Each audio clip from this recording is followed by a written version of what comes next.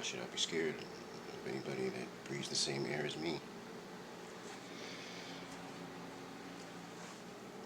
I'm just saying. There's certain rules that you have to live by in life. You have to stick to them so that you have some type of structure or foundation. If you don't, you go crazy. Because you have to revert back to things that taught you how to get through something. And then you gotta articulate it in your brain. Sound it out, use your vowels, get a sentence going, and, you know, don't do a word salad, but put something together that it could be your own saying, something that it could be related to a quote, a famous quote, because they're always true, or else they wouldn't be famous quotes. But yeah, just put something together. It could be a spin-off, a knockoff of an original, but something that, you gotta live by. You gotta adopt it and make it your baby.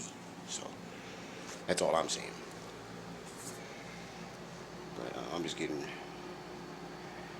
ready and keeping myself ready, staying clean, disinfecting. It's got to be done. Gotta stay on point and on track, and don't get caught up in the same routine and an unhealthy routine. Routines are good, but nothing to die by. And note to myself that I gotta get back to a Nietzsche quote that I saw, a Nietzsche quote that I just read, that I want to find. Something about darkness.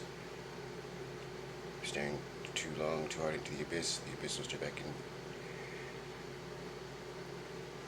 through you. Anyway, of course, I stay up on current events too much. I stay up on survival things, basics, new technology. I mean, I've dibbled and dabbled in a lot of things, from alchemy to rap music. I mean, all across the board. I mean, I guess it's sort of an esoteric. It's got to come with the mixture. Being mixed, being biracial, multicultural, and never multifaceted. What am I doing here? Okay, this is just nothing, like off the cuff, just random. Since I'm feeling myself, and I've got to coach myself along the way. I guess since I'm by myself, I don't care who sees, I don't care who hears. That's the thing. That's how I stay an open book. For the most part, because I know we all are human. But that's the thing about keeping it real. It's not hiding things and not being afraid to admit your feelings, and not to an absurd or obscene extent, but be honest with yourself first. Then, you can confront that and tackle it, because confrontation shouldn't be so scary for people. And so, I mean, it just gives everybody anxiety to have to think about it, or to be pointed in that direction, that you're going to have to approach somebody, or make stand up for yourself or something, whatever you need. And you don't have to be confrontational to stand up for yourself. You don't have to be confrontational to get a point across to somebody, or settle a dispute. Or, I mean, growing up, I always felt that way. Like, oh, you got to say something back, or you got to do something back, or you got to, this person wants to see you, or wants to talk to you, or I heard you say this or this, blah, blah, blah. So, what do I expect? So, let me get all. I'm gonna try to hype myself up, get fired up, for no reason, really. You're just wasting your energy when you're not afraid to lose. I mean, who ain't lost something? And then don't be afraid if somebody breathes the same air as you. We're all equal. It doesn't matter how big, small, tall, fat, short, whatever, black, white, pink, orange, Asian. I don't care. You can be this big, and I'm still not going to underestimate you. That's when you lose. Never underestimate, never. Everybody's equal.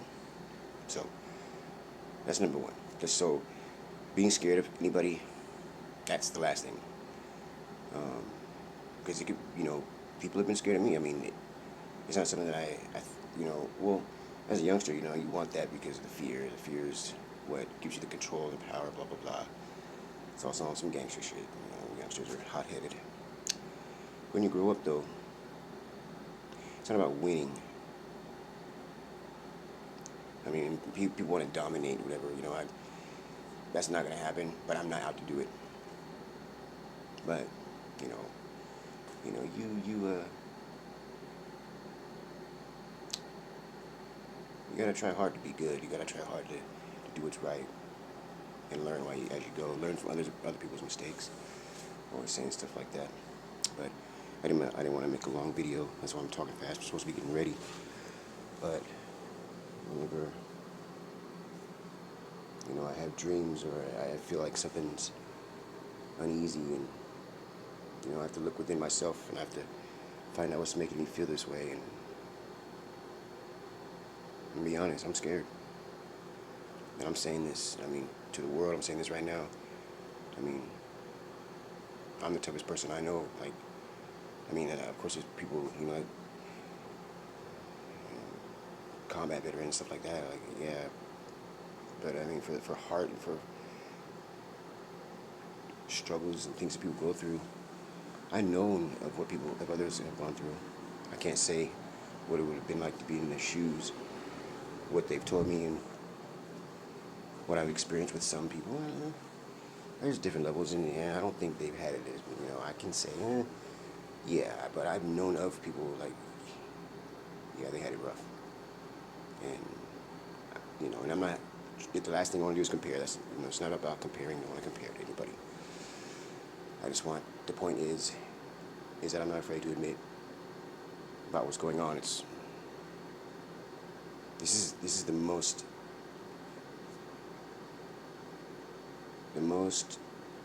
serious, basically, well, because being older now, that these doomsday scenarios were really bad days when you learned of them or heard of them. But you could debunk them earlier on, not knowing, we're going to get to a point where everything that I know and I see and I read and I've learned and grew up, I hate drawing the conclusions myself, and I hate trying to research and debunk things. And I see people on social media getting depressed. They need to stop doing research and finding out too much truth, because too much of anything will kill you. It's not healthy. It's not worth it. It doesn't matter what it is. So, but that's the thing. I'm not scared of people or anybody. I'm like, what's going on now is I can't control it. I can't stop it or control it or keep it from happening, because I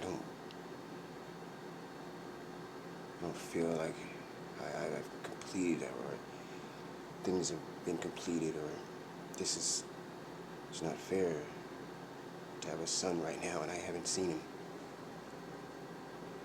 I tried to do it the right way. Maybe I took too long, but after a restraining order, yeah, I didn't know I'd get one for verbal. And see, that's another thing. I'm not coward. I'm not hiding anything I did wrong. That's why I don't get to see my son. But I also picked the wrong chick that couldn't handle her own. She was young. And that's what I get, because I got parent alienated, and I was all about my son. But I battled and I struggled with the morality of it, with the way it looked, there was hypocrisy, there was just too much surrounding the whole situation. So anyway, not to get into all that, but I feel like I let him down. And now I fight like hell, fight like crazy for other kids, keep them from being abducted, kidnapped, trafficked, just hurt, abused, all that kind of stuff. And I can't, because I can't get to my own. She turned him against me. He's only 14 right now. Everybody says, yeah, I'll get to see him later. I mean, he'll probably come and find me or whatever, but, I mean, is there a later? Honestly? Or do I push the line? Do I? Because it drives me nuts, but just to know, and then not even to mention just everyday situations and living life and the harsh realities of pandemics and corrupt government. But that's enough of that. That's all I wanted to say, because I really didn't want to go 10 minutes into this, so. Arrivederci, au revoir, all that good stuff. Until next time, peoples. Try to love, try to laugh, try to keep it tight, keep it gangster. Peace.